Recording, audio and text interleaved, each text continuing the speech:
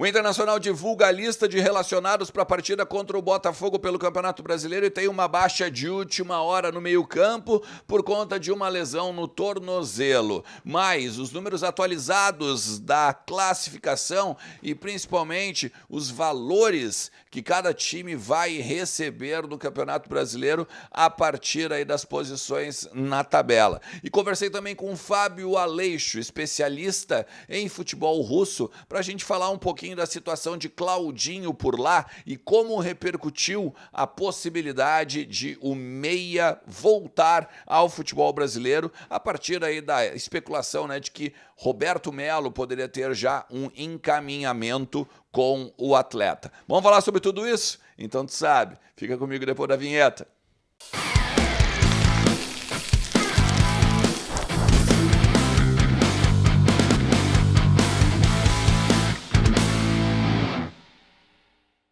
Fala Colorada, como é que vocês estão? Tudo certo? Tudo beleza? Bora falar do Internacional e atualizar aí as informações do nosso time que entra em campo 21 horas e 30 minutos lá no Estádio Beira-Rio, o último jogo da temporada. Depois, olha, vou te dizer, se tu não for hoje, só em fevereiro. Só em fevereiro. Porque o Internacional foi punido com o mando de campo lá por conta lá do problema na semifinal do Gauchão, agora do início do ano, e só vai poder ter torcedor no estádio em fevereiro, na terceira rodada do Campeonato Gaúcho. Então, assim, se fosse tu, reserva um tempinho, aparece lá, até porque quem é sócio entra de graça. Depende muito da questão, até para levar em um acompanhante. Por exemplo, se tu é sócio que só faz check-in, tu tem direito a levar um acompanhante. Se tu é sócio que paga uma parte do ingresso, aí tu só faz o check-in e entra na faixa. Ou seja, aparece lá porque tem previsão de 30 mil torcedores. 30 mil torcedores hoje lá no Beira-Rio a partir das 21 horas e 30 minutos. 19h30, o Vozes do Gigante entra no ar e a gente já vai estar repercutindo tudo do pátio do Beira-Rio, diretaço, né? O Vozes está sempre lá no pátio do Beira-Rio, então vem conversar com a gente também para trocar uma ideia. Tu tá otimista quanto ao jogo? Pô, eu tô. Já fiz gol do Ener Valencia a qualquer momento, vitória do Internacional, eu botei uns escanteios lá para a gente pegar e dar uma subidinha na odd. Fiz uma outra, que o Internacional faz gol no primeiro tempo e o Botafogo não faz. Ou seja, tô otimista também, como sempre, né, cara? Eu sempre tô otimista, eu sempre quero que o Internacional vença. Como eu falei hoje pela parte da manhã, não tem que pensar no Grêmio. Até porque se o Grêmio vencer o seu jogo, não interessa se o Inter perder pro Botafogo, empatar com o Botafogo, ganhar do Botafogo. O Grêmio só depende dele. E não dá para pegar e botar a incompetência de uma temporada inteira do Grêmio em cima de um jogo do Internacional. Tá? O Inter tem que pensar nele. O Inter não tem que se apequenar e ficar pensando em entregar jogo por conta de vaga em Copa Libertadores, tá? Enquanto isso, a gente também pode pegar e falar sobre tabela do Campeonato Brasileiro. Tabela. Porque olha só, o Inter agora nesse momento é o 9º colocado. Depois vem o Fortaleza em 10º e o São Paulo em 11º. O Inter só pode terminar o Campeonato Brasileiro nessas 3 rodadas. Nessas 3 posições, melhor dizendo. Então, assim, se ficar em 9º, ganha 28,6 milhões de reais. Se ficar em 10º, 26,3. Se ficar em 11º, 20,5 milhões. 20 milhões e meio de reais. E aí a gente tem que pensar o seguinte, se vencer, beleza, 55 já era, não tem que fazer mais nenhum cálculo para a questão da posição e dos valores esses que eu falei. Mas se empatar ou se não for bem, né, se acabar com um revés, aí depende do Fortaleza e depende do São Paulo. E ambos adversários, querendo ou não, têm jogos importantes e jogos difíceis na rodada. Porque o Fortaleza joga contra o Santos na Vila e o Santos está precisando vencer seu jogo para, de repente, garantir permanência no Campeonato Brasileiro, né, na Série A. E o São Paulo enfrenta o Flamengo. Isso no Morumbi. Mas o Flamengo tem chance ainda de ser campeão brasileiro, ainda que seja remotíssima, né? O Palmeiras tem que perder, o Flamengo tirar 300 gols de saldo, enfim. O Palmeiras é o virtual campeão, mas é um jogo difícil esse que o São Paulo tem. Logo, a tendência é que o Internacional, vencendo seu jogo, resolva todo o problema e não tenha que ficar nem pensando nos outros, beleza? Então, esse é o teu ponto. O Inter entregou os relacionados agora no início da tarde, ali meio-dia, por aí. Ó. Eu vou botar aqui, e aí a gente pode até falar de algumas questões. Primeira delas, o Depena não vai estar disponível. Não vai estar disponível por conta de dores do tornozelo esquerdo. Dores do tornozelo esquerdo. Então, não faz mais, não se despede, né, da torcida o Depena, pelo menos em campo. Né? De repente, ele vai estar lá com os demais atletas. Hoje, outro que se despede é o Johnny, e outro que se despede é o Jean Dias, esses que têm o contrato aí por encerrar.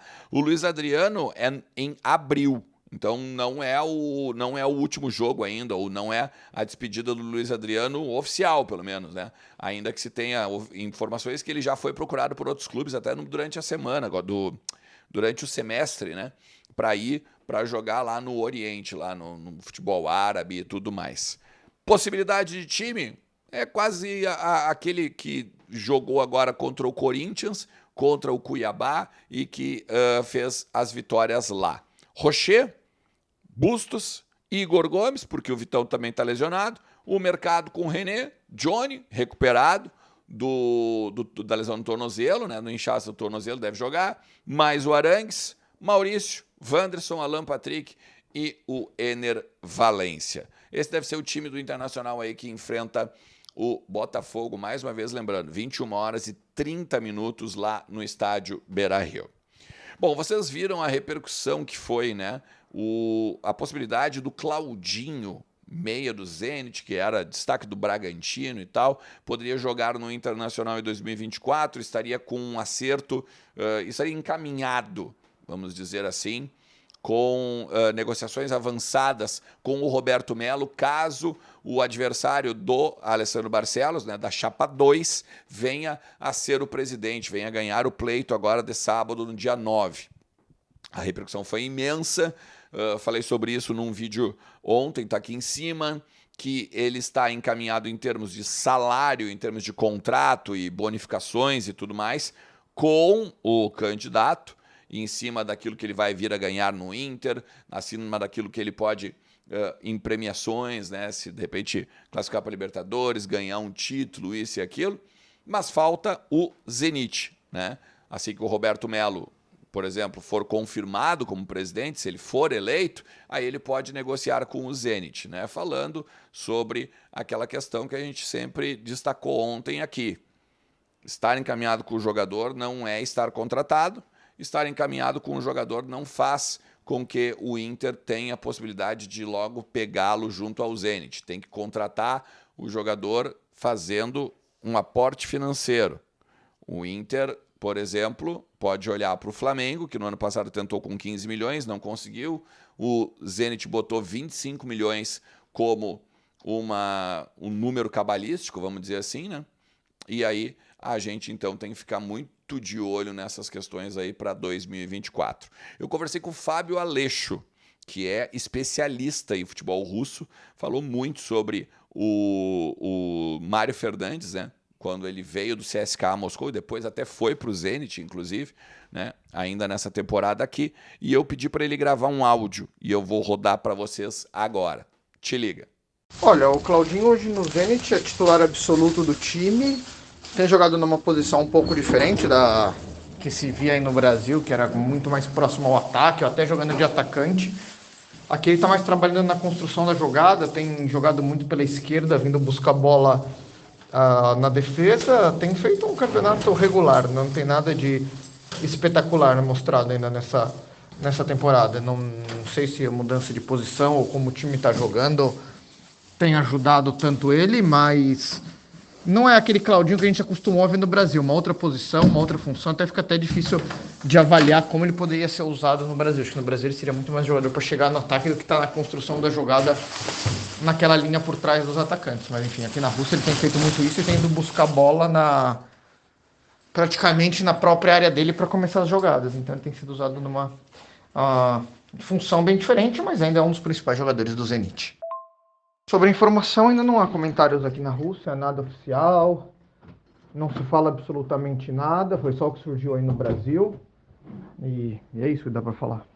Bom, tá aí então, né? O que diz o Fábio Aleixo a respeito do Claudinho, na temporada do Claudinho, como vem jogando no Zenit e até mesmo a repercussão, né?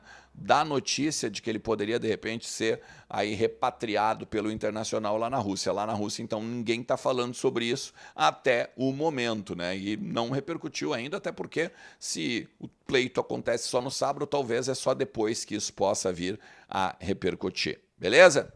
Se chegou até aqui, te agradeço demais. E deixa teu like, te inscreve aí no canal. Já estamos quase com 34 mil. De repente, tu já está assistindo e a gente já passou dos 34. Bora que sempre tem muita coisa para falar do nosso Colorado por aqui. Valeu? Um forte abraço. Tchau.